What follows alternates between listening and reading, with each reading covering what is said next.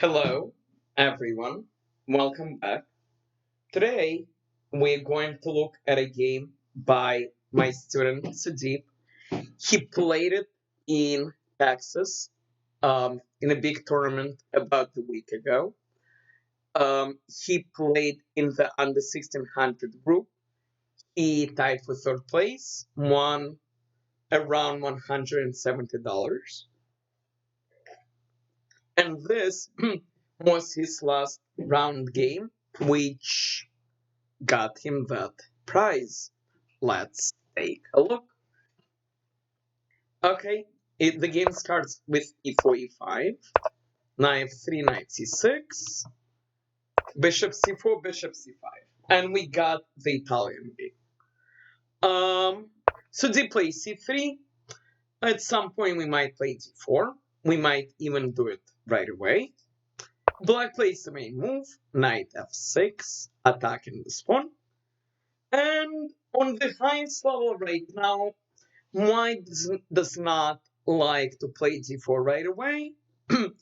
Instead, white usually castles, plays d3 first to defend the pawn, castles, and eventually he will play d4. But Sudeep decided to play d4 right away. And the best move by far for black is to take, which is what happens here. And the highest level, you see 5 as a more common move. The problem is on the highest level, taking back, if black knows what he's doing, is not the best move. Black needs to know a lot, but if he does, he will eventually end up being up a pawn. The question is, does he know everything? In this case, as you will see, often he does not. Sudeep's opponent is rated about 1500 USCF. So Sudeep takes. Black checks, it's the best move. If black were to drop back, it gives white freedom to do whatever he wants. And now Sudeep could play bishop d2, which leads to about even positions, or he could go for pawn sacrifice, which is what he does, knight c3. Knight c3, of course, because of the spin, allows black to take knight e4, which is what black does. And Sudeep castles, seemingly giving up another pawn, because black can take twice. Now, taking twice is bad. For example, if black takes with a knight, we take back. If it takes with a bishop, this ends up very, very, very bad because we play bishop a3. He cannot castle. If he gets really greedy and takes the rook, he is completely lost because we're going to play rook e1, and that's the end of the king because our bishop covers this. So not only will he lose the knight, but he will also lose the queen. After, for example, something like this, black actually has to give up the queen, because if he moves the king, he will get checkmated. So the king goes here, for example, and we have a check. It's a double check.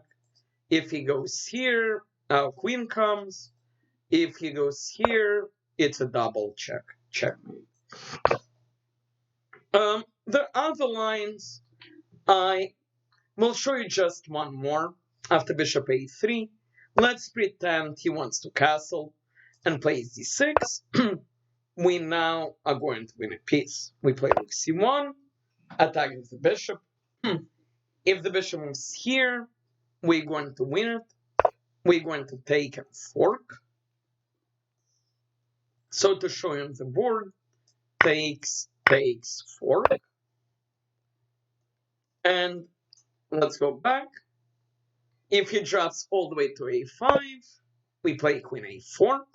The pawn of queen a4, we're pinning the knight, so we're threatening to do this.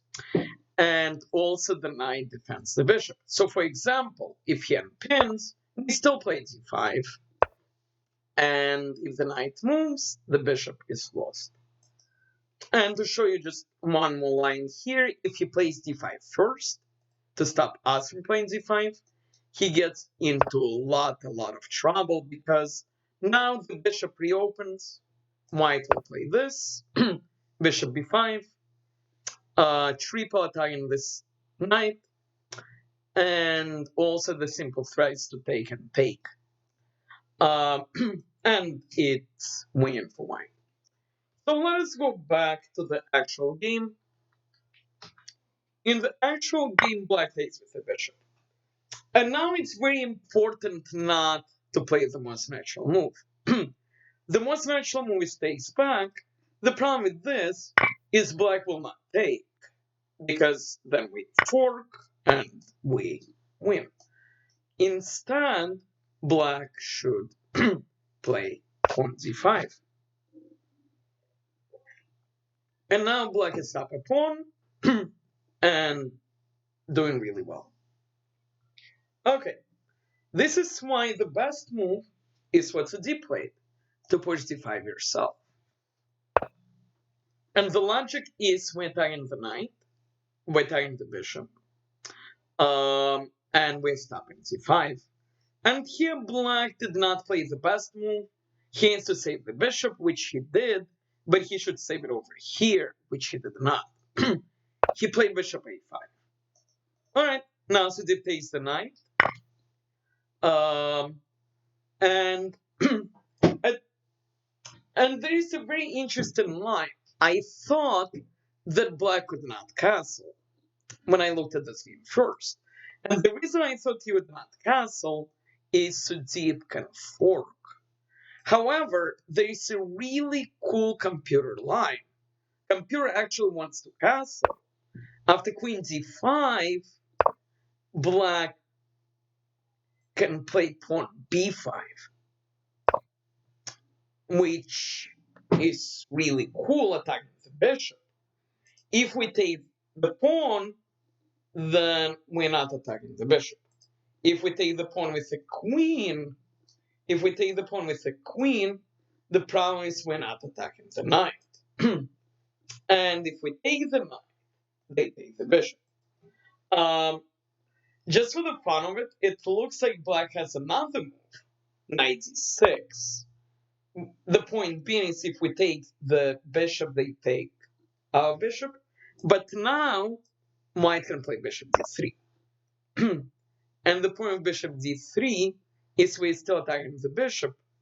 If black saves it, we have a Greek gift. We take here, we check, and then we bring our knight. And black has to give up his queen. At any rate, black did not realize this, because a move like b5 after castling and queen d5 is really hard to find. So black took back, and for the time being he's up 2 pawns. He's getting ready to play d5. The problem is he's behind in development. And Sudeep plays a very nice move. He plays queen a4, threatening to take the bishop, but also threatening a discovery. So black plays the best move. He saves the bishop. Sudeep now does his discovery. Black takes, Sudeep takes. He's still down a pawn, but black king is completely open. So black naturally tries to trade queens. If we trade queens, black is fine. This is important. If you're being attacked, you want to trade off the pieces which are attacking you. So Sudeep checks. And I thought black should buy with the queen and keep offering trades. But black went to g8, which is not super exciting because now this rook cannot play. Sudeep activates another piece, rook e1, Black keeps offering queen trades. Obviously, we don't accept. And Sudeep drops the queen all the way back to c2.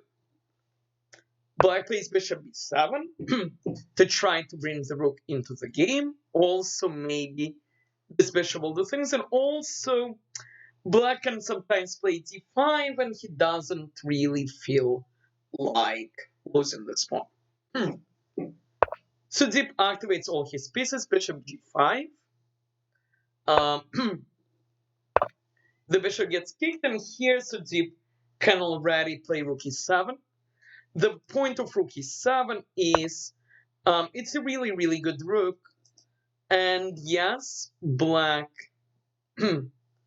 can drop the queen, but then we simply drop the bishop back.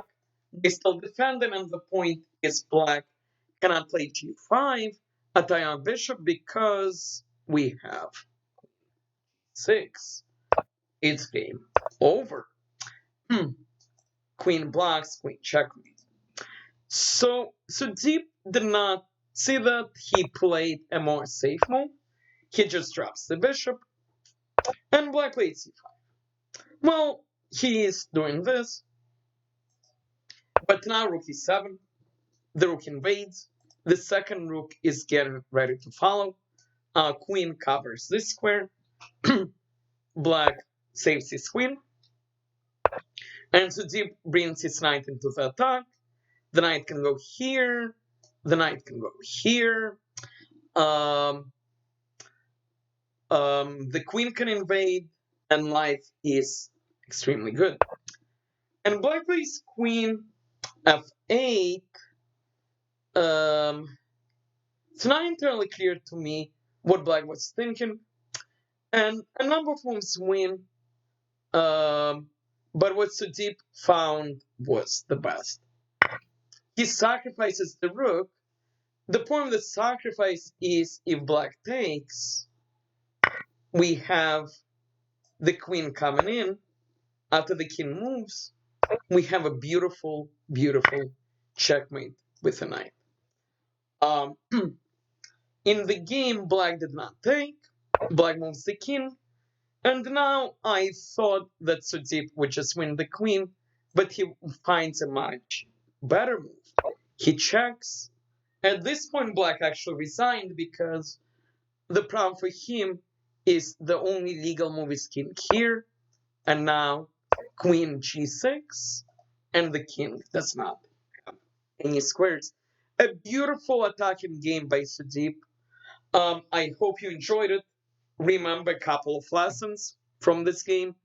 When you're attacking, you do not want to trade your attacking pieces. It's okay to sacrifice a pawn, or maybe even 2 pawns. If you get a lead in development, your opponent's king is not safe. And take your time, look for the most forcing and the best move. Thank you very much. Please like, please subscribe, and I will be back soon.